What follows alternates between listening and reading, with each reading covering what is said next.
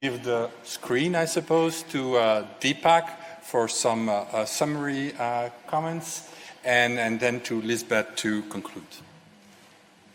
Thank you, all of you. Again.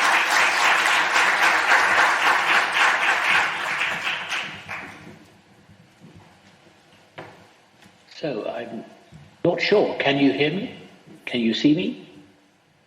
Somebody just say yes, then I'll be confident. Yes.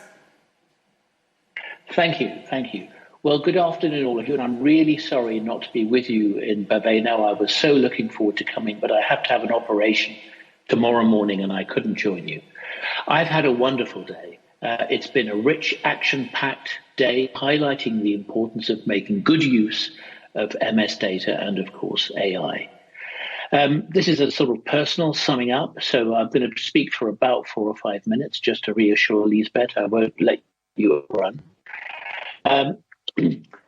For me, it was very powerful to hear early this morning from one of our dear MSDA founding team members, but from her perspective as a patient and her journey of discovering her diagnosis and its impact on her. She presented us with her honest and open fears and uncertainties at that time. And her plea to us was to find better prediction models so people can have greater certainty and make better life and care decisions. And that indeed has been the theme of today. Clinicians, we were reminded, also face an overwhelming number of clinical, biomarker, treatment and research data points to digest and personalize for each patient. AI is vital for that. And we also heard that supervised machine learning seems to be the best approach for now, at least, which means we need clinicians to be committed, to be involved in helping us to develop the right AI, as well as large numbers of patients and their data. Mostly today was filled with lots of examples of how multidimensional data, large data volumes such as MRI, have already been leveraged to develop algorithms and put them to good use for more accurate patient stratification, for disease progression, the development of personalized treatment and tools to help people with MS. I wish I could summarize them all, but it's just too hard for me to do that in this time and even with my limited skills.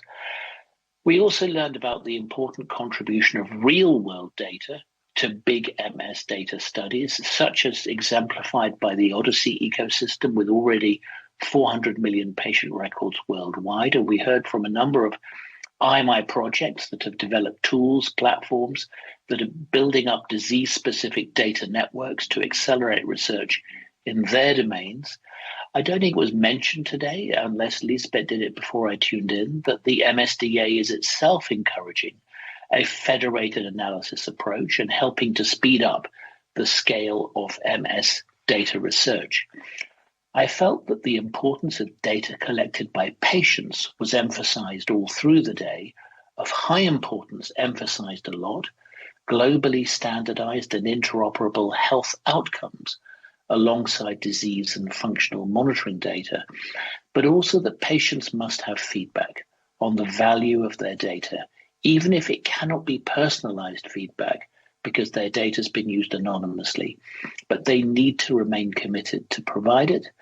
And we also need to remember that patients can be very generous about the use of their data for innovations that they might not personally be able to benefit from.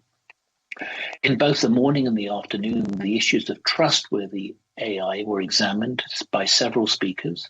The development and use of AI in MS contexts needs to align to the wider AI ethical good practices that are being promoted across Europe, certainly, but worldwide as well, such as clarity about data bias, computational bias, transparency, explainability, interpretability, and having humans in the loop during development and use.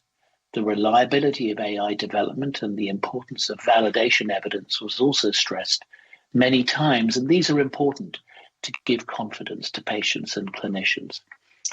I would like to say that my final take-home message of today, 2 take-home messages. One was a powerful feeling that there are many MS stakeholders in that auditorium today in Baveno, and I wish I was with you.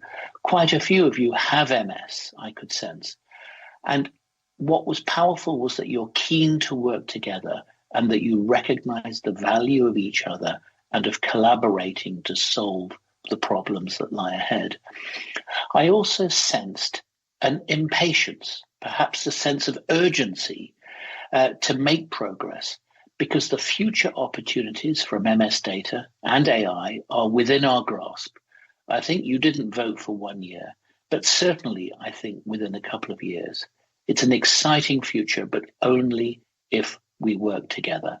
And I really feel that was the energy in the room today. Thank you for me being able to join you virtually.